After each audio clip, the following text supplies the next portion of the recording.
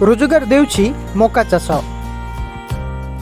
सोरडा अंचलर लकापंकारे अधिकांश चाषी मका चाष करती। एकर एकर जमीरे वर्ष सारा मका चाष करुछंती एठाकार चाषी।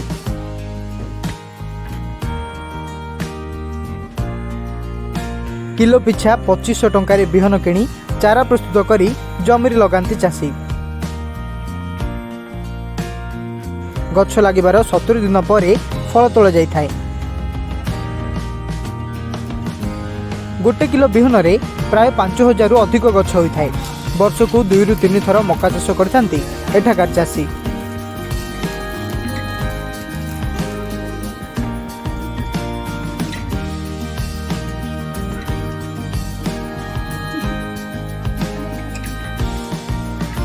मका आम बिहन नहीं कि बिहन केमी आणुचु आम दुकान को जाऊँ दुकान को जाकि बिहन किणिकी आणुचु पैकेट हिसाब से किणिकी आनले आमको केते दउछंती ना 1500 टका दउछंती गोटे पैकेट 1500 टका देकी आगे आम नथिया लोक फिर भी आम कौन करूँ कहीकि सेटा जाइकी याडू सियाडू बाकी उद्धार करके आनिकी पैसा सेटा मका जाइकी धरिकी आसुची। मका आनला परे मका लगा होची आज्ञा लगा हला परे सेटा तो से जाक तो कंचारे बिक्री हब किंतु आमर पहाड़ अंचल मफसल ए गाँवलिया तरफ पाई बोलिकी आम नहीं पारुना आगे न नहीं पारले कि आउ से आम से गचरे सुखई दउछु।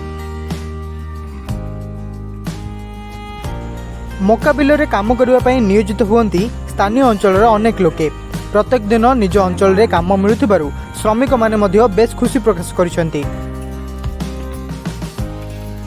मका गछरे समय अनुसार सार पानी खत एवं गछर जत्न नेबा सह जंगली जंतुंक ठारू रक्षा पाइबा पई लोक माने नियोजित होइथांती।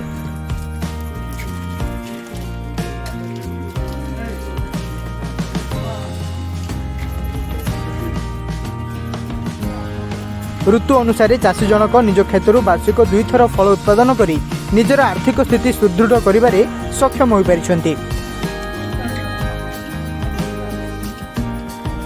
सुखैला परे ताकू पाचिला परे ताकू भांगी आणुचु आनिकी समस्ते घरे जतक फैमिली रोचु आज्ञा सेटा सब कष्ट पड़िकी सब छड़ा होची छड़े मंजी सब बाहर करा होची मंजी बाहर करा हला परे ताकू आमे कोन करूचु दुकान को मुंडे बुइकी नौचु आज्ञा कोन एतिकी जदी हमकु सरकार जदी के सहाय्य करि थांते ताहाले आमे सरकार को बेसी धन्यवाद दे थांते।